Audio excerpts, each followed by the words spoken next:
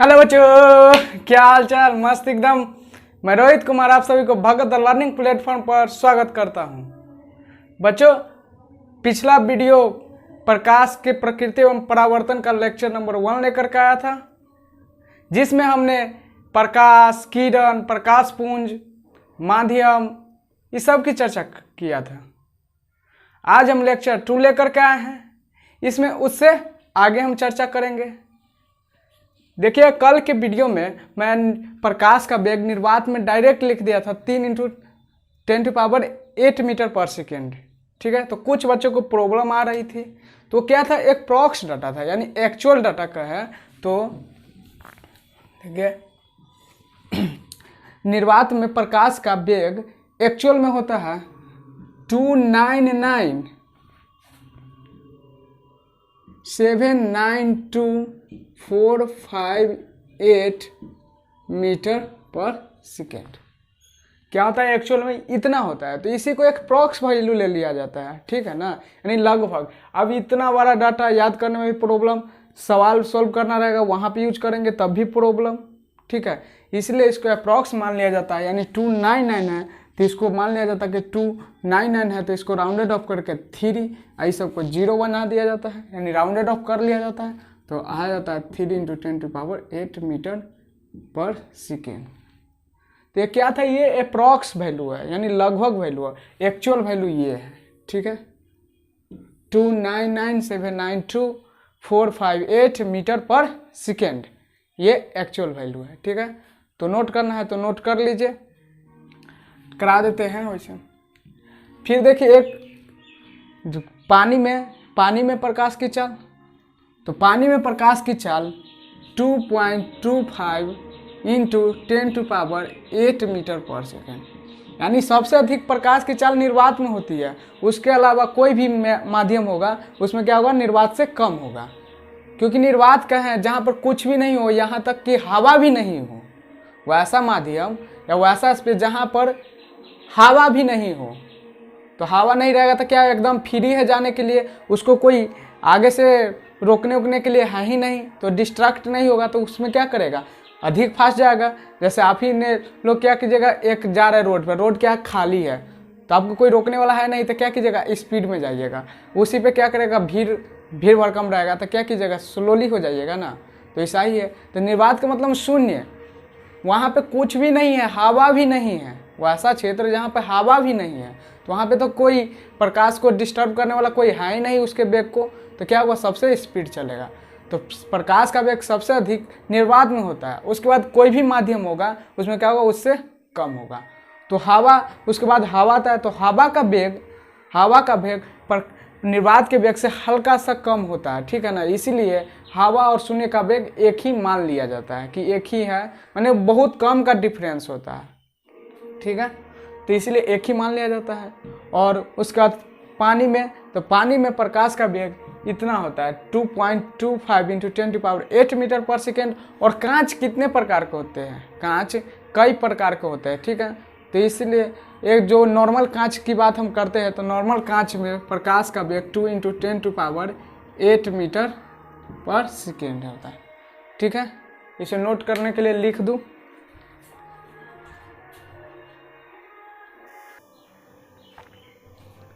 देखिए, तो वीडियो को पॉज करके इसको नोट कर लीजिए। निर्वात में प्रकाश का वेग 299,792,458 मीटर पर सेकेंड, ये एक्चुअल होता है। ठीक है ना, वास्तव में इतना होता है, लेकिन ये वैल्यू 12 है, जिसके कारण याद में करने में भी प्रॉब्लम होगा।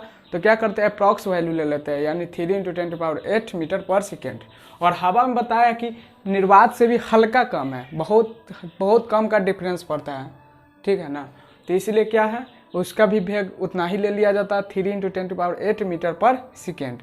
उसके बाद पानी का वेग 2.25 × 10⁸ मीटर पर सेकेंड। कांच बोले कई प्रकार के होते हैं, उसमें से नॉर्मल कांच की हम बात करें तो उसमें प्रकाश का वेग 2.22 × 10⁸ मीटर पर सेकेंड होता है। ठीक है, इसके बाद हम बात करते हैं, एक होता है आत्मदीप्त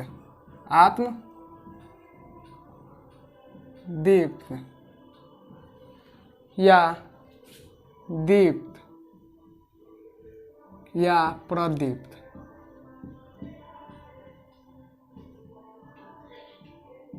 वस्तु, ठीक है। क्या क्या होता है, आत्मदीप्त या उसी को हम दीप्त बोलते हैं, या प्रदीप्त, ठीक है ना। आत्म मीन्स अपने, अपने आप, ठीक है ना। दीप मीन्स जलना, दीप मीन्स जलना यानी रोशनी होना। तो वैसा वस्तु जो प्रकाश का उत्सर्जन स्वयं करता है, क्या, वैसा वस्तु जो प्रकाश का उत्सर्जन स्वयं करता है उसे हम आत्मदीप्त या दीप्त या प्रदीप्त वस्तु कहते हैं। इसको इंग्लिश में लुमिनस बॉडी बोलते हैं। क्या, लुमिनस बॉडी। तो आत्मदीप्त वस्तु या प्रदीप्त वस्तु या दीप्त वस्तु किसे कहते हैं, वैसा वस्तु जो प्रकाश का उत्सर्जन स्वयं करता है, ठीक है। उसके बाद देखिए इसका जुड़वा भाई अदीप्त,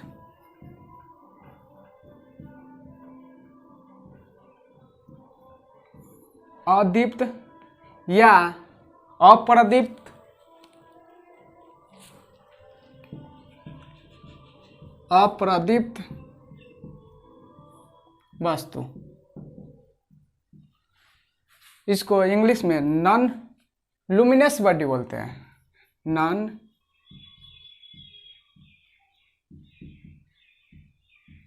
लुमिनस बॉडी।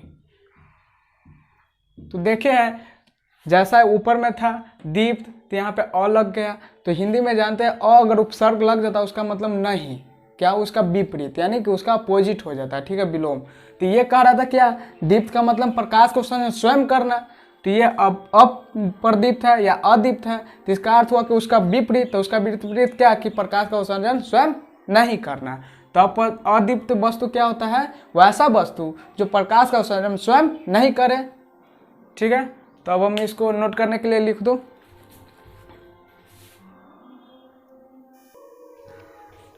तो देखिए वीडियो को पॉज करके इसको नोट कीजिए। क्या लिखे, प्रदीप्त या दीप्त या आत्मदीप्त वस्तु यानी लुमिनस बॉडी। तो वैसा वस्तु जो प्रकाश का उत्सर्जन स्वयं करता है उसे हम प्रदीप्त वस्तु कहते हैं। जैसे देख लीजिए सूर्य, सूर्य क्या करता है, प्रकाश को खुद से उत्सर्जन करता है। तारे भी प्रकाश को उत्सर्जन करता है। जलता हुआ दीपक, यानी दीपक जला हुआ रहना चाहिए, यानी वह दीपक जो जल रहा है उसको क्या बोलेंगे, आत्मदीप्त वस्तु, ठीक है। और जलता हुआ बल्ब, ठीक है, बल्ब अगर स्विच ऑन है यानी वो बल्ब जल रहा है तभी तक ही आत्मदीप्त वस्तु है। उसके बाद देखिए अप्रदीप्त या अदीप्त वस्तु, नॉन लुमिनस बॉडी। तो वैसा वस्तु जो प्रकाश का उत्सर्जन नहीं कर सकता, ठीक है, उसे अप्रदीप्त वस्तु कहते हैं। जैसे चंद्रमा, ध्यान दीजिएगा, चंद्रमा क्या करता है, खुद प्रकाश का उत्सर्जन नहीं करता है। तो इसलिए क्या, चंद्रमा, आदमी हम आप क्या प्रकाश का उत्सर्जन कर सकते हैं, नहीं कर सकते हैं। बुझा हुआ बल्ब, क्या है, बल्ब को हम स्विच ऑफ कर दिए तो कितना भी कोशिश करेंगे वो प्रकाश का उत्सर्जन करेगा नहीं, क्या करेंगे, स्विच ऑन करेंगे तब करेगा। तो जब स्विच ऑन करेंगे तो वो जल गया, तो वो क्या हो गया, आत्मदीप्त वस्तु हो गया, ठीक है। यानी जब तक स्विच ऑफ है तब तक क्या होगा, अप्रदीप्त वस्तु, ठीक है।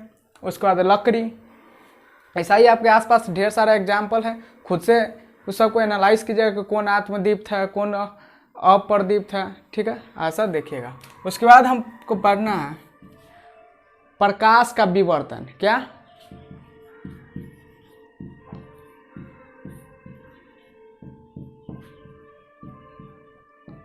प्रकाश का विवर्तन, डिफ्रैक्शन ऑफ लाइट।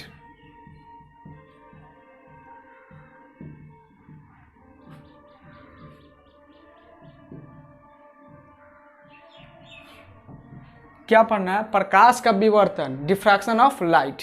ये क्या होता है, तो क्या होता है कि हम देखें प्रकाश क्या करता है, एक सीधी रेखा में गमन करता है। प्रकाश क्या करता है, प्रकाश के किरण एक सीधी रेखा में गमन करता है, ठीक है। तो क्या किया कि जब प्रकाश की किरण एक सीधी रेखा में गमन करता है तो हम जान रहे हैं कि इस रेखा पे गमन कर रहा है, तो यहाँ पर क्या करेंगे, अत्यंत सूक्ष्म अपारदर्शी वस्तु। अपारदर्शी वस्तु करने का मतलब उससे प्रकाश आर पार नहीं जा सकता है।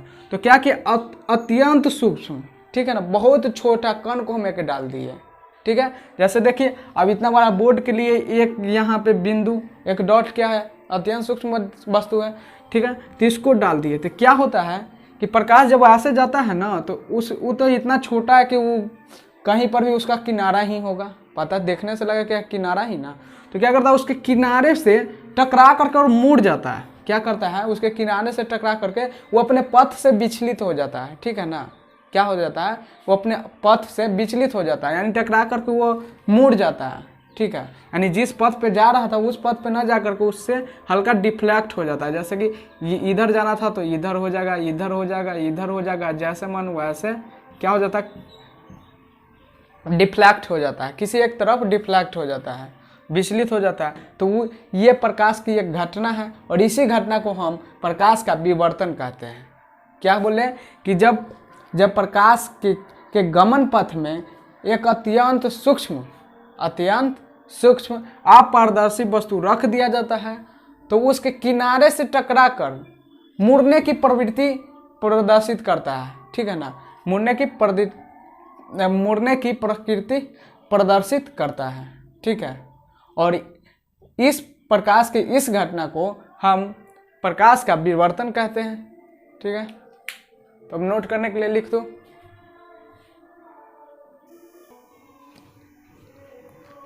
देखिए यही रहा प्रकाश का विवर्तन यानी डिफ्रैक्शन ऑफ लाइट। तो किसे कहते हैं, यदि प्रकाश के गमन पथ पर एक अत्यंत अपारदर्शी वस्तु को रख दिया जाता है, ठीक है ना, अपारदर्शी वस्तु रख दिया जाता है तो प्रकाश अपारदर्शी वस्तु के किनारे से टकराकर मुड़ने की प्रवृत्ति को प्रदर्शित करता है, ठीक है। प्रकाश के इस घटना को प्रकाश का विवर्तन कहते हैं। वीडियो को पॉज करके नोट कर लीजिए, फिर हम आगे चलते हैं। अब हम बात करने जा रहे हैं प्रकाश की प्रकृति को। चैप्टर का ही नाम है प्रकाश की प्रकृति। प्रकृति का मतलब उसका स्वभाव कैसा है, ठीक है ना। तो यहाँ पे दो ही स्वभाव बता है, एक कणिका स्वभाव, एक तरंग स्वभाव, यानी कण, ठीक है ना, कण स्वभाव या तरंग स्वभाव। क्या, तरंग स्वभाव, ठीक है ना। तो दो स्वभाव होते हैं, एक क्या कणिका, एक तरंग। तो प्रकाश के पास क्या है, तो प्रकाश के बारे में सबसे पहले 1675 ईस्वी में न्यूटन साहब ने एक थ्योरी दिए थे। न्यूटन साहब ने एक सिद्धांत दिए थे, उस सिद्धांत का नाम था न्यूटन के कणिका सिद्धांत। न्यूटन के कणिका सिद्धांत, ठीक है। 1675 ईस्वी में न्यूटन साहब ने क्या दिए थे, प्रकाश के कणिका सिद्धांत, ठीक है ना। यानी इस सिद्धांत के अनुसार, इस थ्योरी के अनुसार न्यूटन साहब कहे थे तो क्या कर रहे थे कि प्रत्येक प्रकाश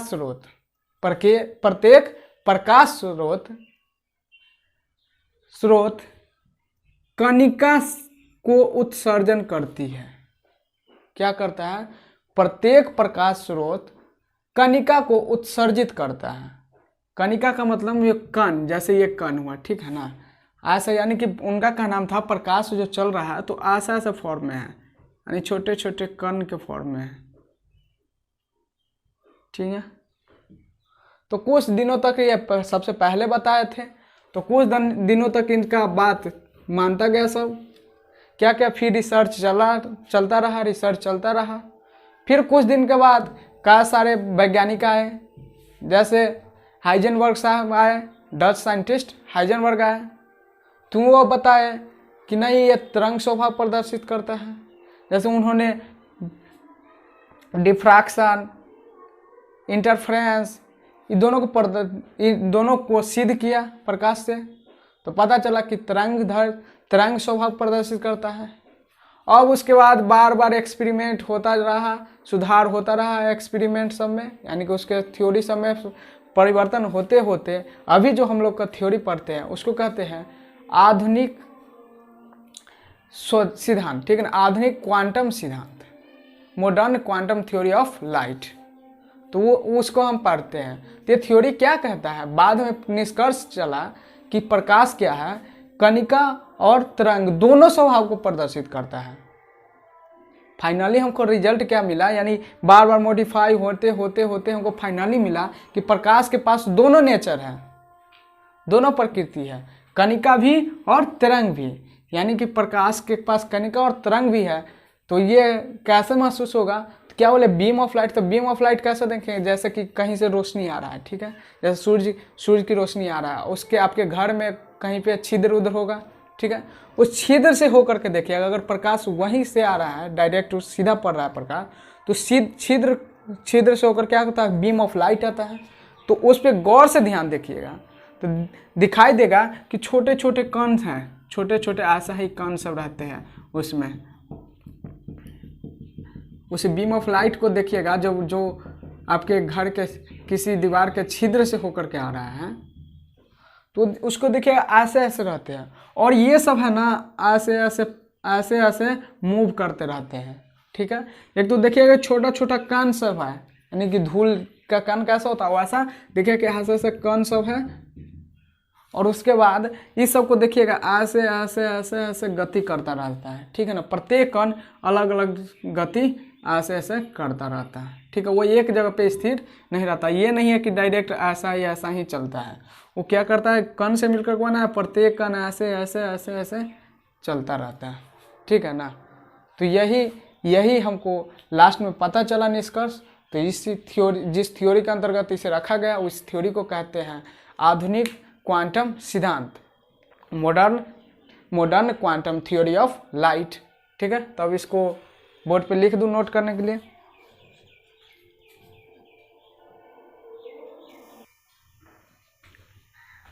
तो देखिए 1675 इसमें क्या आया था, न्यूटन का कणिका सिद्धांत आया था। तो वो क्या आता है, तो इस सिद्धांत के अनुसार प्रत्येक प्रकाश स्रोत छोटे से कण से को उत्सर्जित करता है, ठीक है ना। उस छोटे से कण को उन्होंने कणिका कहा, कर्पस्कल कहा, ठीक है, कर्पस्कल कहा। फिर इस सिद्धांत क्या करता है, प्रकाश के केवल कणिका नेचर को, यानी केवल पार्टिकल नेचर को शो करता है, ठीक है। तो इसके बाद धीरे धीरे मॉडिफाई आया, ना तरह तरह के वैज्ञानिक आए, उसमें कुछ बदलाव दिन प्रतिदिन होता गया, और अभी जो हमारे पास रिजल्ट के रूप में प्रकाश के बारे में जो थ्योरी है, तो वो थ्योरी है आधुनिक क्वांटम सिद्धांत। क्या है, आधुनिक क्वांटम सिद्धांत। इस थ्योरी के अनुसार प्रकाश कणिका तथा वेव दोनों नेचर शो करते हैं, दोनों स्वभाव प्रदर्शित करते हैं, ठीक है ना, पार्टिकल भी और वेव भी, पार्टिकल और वेव भी। तो कोई पूछे कि प्रकाश क्या है, तरंग है या कण है, तो कहेंगे दोनों है, तरंग और कण दोनों है। तब कब तरंग प्रदर्शित करता है और कब कण प्रदर्शित करता है, तो देखिए तो क्या करता है, जब गमन पथ के समय, यानी जब वो चलता है, वो क्या होता है, चलता है, गमन के समय तरंग, तो जब चलता है तो तरंग स्वभाव प्रदर्शित करता है, यानी कि जब प्रकाश चलता है तो ऐसे ऐसे ऐसे ऐसे चलता है, ठीक है ना। तो जब गमन के समय क्या करता है, तरंग स्वभाव को प्रदर्शित करता है। तथा किसी द्रव्य के साथ अन्योन क्रिया के समय वो कणिका स्वभाव प्रदर्शित करता है, ठीक है ना। जब किसी वस्तु के साथ या द्रव्य के साथ क्या करता है, अन्योन क्रिया करता है, तो क्या करता है, कणिका स्वभाव को प्रदर्शित करता है।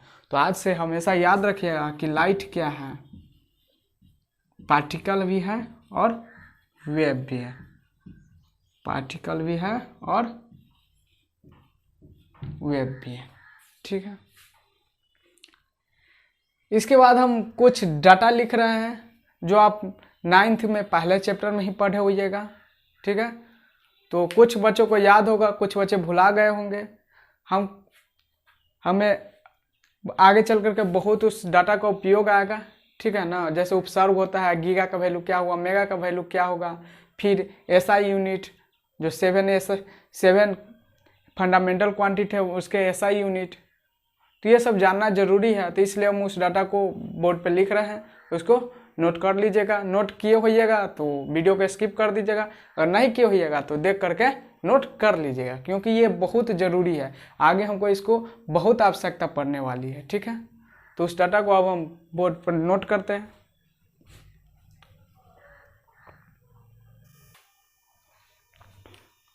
यही है, देखिए क्या लिख दिए, उपसर्ग, संकेत और मान, यानी कि प्रीफिक्स, सिंबल और वैल्यू, ठीक है। बोर्ड पर स्पेस कम है, इसी के लिए दोनों तरफ लिख दिए। आपको अगर पेज पे मर्जी होगा तो इसके बाद इसको ऐसे पलट के लिख लीजिएगा, इसके बाद यहाँ से स्टार्ट कीजिएगा, और नहीं तो दोनों बगल लिखने का मन होगा तो ऐसा ही साइड में लिख लीजिएगा, ठीक है। तो देखिए प्रीफिक्स संकेत और मान तो किसके लिए क्या यूज करते हैं, इसके लिए नाम से ज़्यादा जरूरी है सिंबल। सिंबल याद रखिएगा क्योंकि क्वेश्चन में मेंशन रहता है सिंबल। इससे हम क्या करते हैं, यूनिट कन्वर्जन करते हैं, यानी एक इकाई से हम दूसरी इकाई में जाते हैं। ठीक है, इसके लिए सबसे इम्पोर्टेंट चीज है। तो क्या है, इक्सा, इक्सा के लिए क्या यूज करता है, कैपिटल ई, और इसका मान कितना होता है 10 के पावर 18। फिर पेटा, पेटा के लिए यूज करते हैं कैपिटल पी 10 टू पावर 15। फिर टेरा, टेरा के लिए कैपिटल टी और 10 के पावर 12। फिर गीगा, गीगा के लिए कैपिटल जी 10 के पावर 9। मेगा, मेगा के लिए कैपिटल एम 10 के पावर 6। किलो, किलो के लिए के, ठीक है, कैपिटल के और 10 के पावर 3। हेक्टो, हेक्टो के लिए स्मॉल एच और इसका मान 10 के पावर 2। डेका, डेका के लिए डी ए और 10, इसका मान होता है 10, ठीक है, 10 के पावर 1 कहिए। फिर उसका डेसी, डेसी के लिए स्मॉल डी, इसका मान 10 के पावर -1। फिर सेंटी, सेंटी के लिए सी, इसका मान 10 के पावर -2। मिली, मिली के लिए एम, स्मॉल एम, ठीक है, 10 के पावर -3, ठीक है। उसके बाद माइक्रो, माइक्रो के लिए म्यू, इसको क्या पढ़ते हैं म्यू, ये क्या है म्यू, म्यू, म्यू, ठीक है ना, क्या है म्यू। तो माइक्रो के लिए म्यू, इसका मान होता है 10 के पावर -6। नैनो, नैनो के लिए स्मॉल एन 10 के पावर -9। फिर एंगस्टर्म, एंगस्टर्म के लिए क्या सिंबल होता है, ए के पावर 0, ठीक है ना, ए के ऊपर हल्का ऐसे करके गोला एक बना देंगे, ठीक है, गोला सर्कल, और उसका मान कितना होता है 10 के पावर -10। पिको, पिको का स्मॉल पी, ठीक है, 10 के पावर -12। फेमटो, फेमटो के लिए एफ, इसका मान होता है 10 के पावर -15। एटो, एटो के लिए स्मॉल ए और इसका मान होता है 10 के पावर -18। अब देखिए ये याद रहेगा तो कैसे हम यूनिट कन्वर्जन करेंगे, तो कहीं पर दिया रहेगा 1 DAM, तो DA से क्या होता है डेका, क्या होता है डेका, तो हम समझ गए क्या है 1 डेका मीटर। और हमको वहाँ पे अगर डाटा की जरूरत रहेगी मीटर में तो क्या करेंगे, तो 1 DA के लिए मान कितना होता है 10, तो क्या हो जाएगा 1 × 10 मीटर। DA तो हट गया ना, DA का मान हम रख देते हैं बराबर 10 मीटर, ठीक है। जैसे यहीं पे पूछ दे 5 kg, तो के हम किसके लिए यूज करते हैं, किलो के लिए, तो इसका अर्थ क्या लिखा हुआ 5 किलोग्राम, 5 किग्रा, ठीक है। तो किलो के लिए हम क्या यूज करते हैं 10 के पावर 3, तो 5 है तो 5 गुने, किलो के लिए 10 के पावर 3 और ग्राम का तो ग्राम ही रह जाएगा, यानी इतना हो गया, ठीक है। 5 × 10 के पावर 3 ग्राम, यानी 5 और 10 के पावर 3 है, यानी कि 3 गो जीरो, तो 3 गो जीरो लगा दीजिए 1 ग्राम। ऐसा ही यूनिट कन्वर्जन में हमको काम आएगा, बहुत आवश्यकता पड़ेगा, ठीक है। आगे देखते जाइए कैसा आवश्यकता पड़ेगा सो, इसलिए ज़रूरी था। फिर अब ऐसा यूनिट, उसको भी लिख देते हैं, किसी को नहीं पता होगा तो अपना नोट कर लीजिएगा। देखिए यह आधार राशि या मौलिक राशि एक ही होता है, तो उसको बोलते हैं फंडामेंटल क्वांटिटी या बेस क्वांटिटी। एसआई यूनिट, ठीक है, एसआई मात्रक और मात्रक के संकेत, यानी उसका एसआई यूनिट का क्या संकेत होगा, ठीक है। तो देखिए 7 आधार राशि होते हैं और 2 पूरक राशि होते हैं, ठीक है, कंप्लीमेंट्री क्वांटिटी। तो क्या होता है 7 में एक पहला लंबाई, तो लंबाई के लिए लेंथ, यानी किसी प्रकार की भी हमको दूरी मापना रहेगा तो उसको किस में लेंगे, लंबाई में। तो लंबाई के लिए क्या होता है मीटर, और मीटर का सिंबल एम, ठीक है, स्मॉल एम। फिर द्रव्यमान, द्रव्यमान के लिए मास, मास इसका ऐसा यूनिट किलोग्राम और इसके लिए सिंबल केजी, स्मॉल के और स्मॉल जी, ठीक है, केजी। फिर समय, समय के लिए टाइम, टाइम के लिए सेकेंड और सेकेंड का ऐसा यूनिट यानी संकेत एस या ACC कहीं पर भी यूज कर लेता है, क्या करते हैं एस, या कहीं कहीं पे ACC भी दिखाई देगा, ठीक है, दोनों। उसके बाद विद्युत धारा, विद्युत धारा इलेक्ट्रिक करंट, उसके लिए क्या ऐसा यूनिट होता है एम्पियर, एम्पियर और ए। ताप, ताप टेम्परेचर इसका केल्विन, केल्विन कैपिटल के, ठीक है। और ज्योति तीव्रता लुमिनस इंटेंसिटी, इसका ऐसा यूनिट होता है कैंडेला। और CD सिंबल होता है। पदार्थ का परिमाण अमाउंट ऑफ सब्सटेंस, इसका ऐसा यूनिट होता है मोल। और MOLE होता है, तो क्या करते हैं संकेत में E को हटा देते हैं यानी कि मोल लिखते हैं, ठीक है। और पूरक राशि 2 हो गए, एक समतल कोण एक ठोस कोण। तो समतल कोण के लिए प्लेन एंगल और ठोस कोण यानी सॉलिड एंगल। तो समतल कोण के लिए हम रेडियन, और रेडियन का सिंबल हो जाता है RAD। और ठोस कोण के लिए स्टेरेडियन, इसका सिंबल होता है SR। तो मात्रा का मतलब क्या होता है, उस क्वांटिटी को हम उसमें मापते हैं, ठीक है ना। कहीं पे लिखना होगा तो हम उसी में लिखते हैं।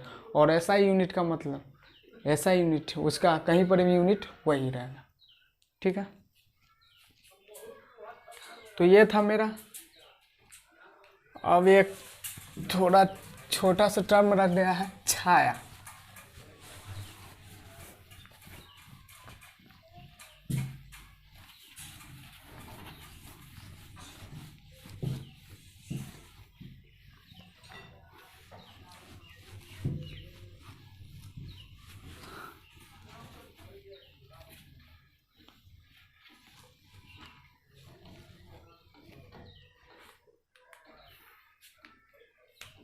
छाया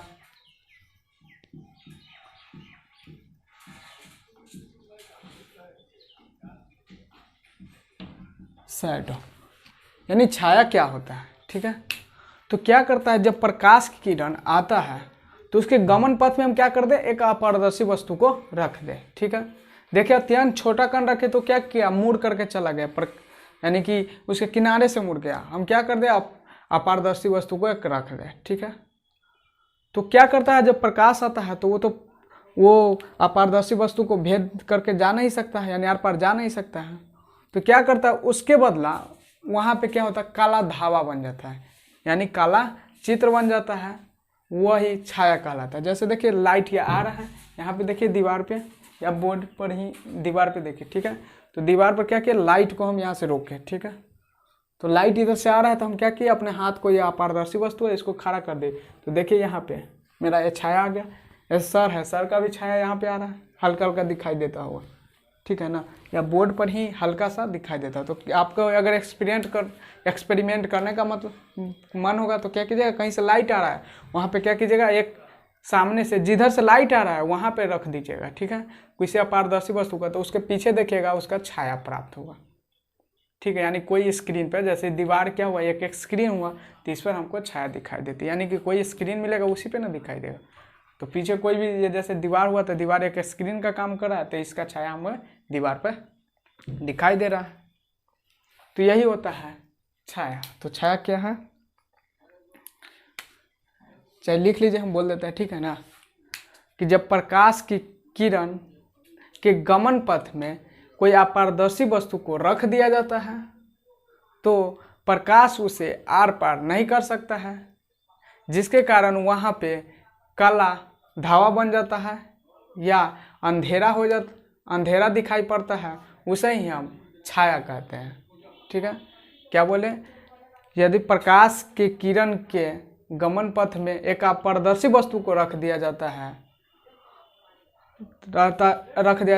तो प्रकाश उस अपारदर्शी वस्तु को आर पार नहीं कर सकता है, जिसके कारण वहाँ पे अंधेरा दिखाई देता है, उसे ही हम छाया कहते हैं, ठीक है। एक बार और बोल दें कि यदि प्रकाश के गमन पथ में एक अपारदर्शी वस्तु को रख दिया जाता है तो प्रकाश उस अपारदर्शी वस्तु को आर पार नहीं कर सकता है, जिसके कारण वहाँ अंधेरा दिखाई देता है, उसे हम छाया कहते हैं, ठीक है। और इंग्लिश में शैडो कहते हैं।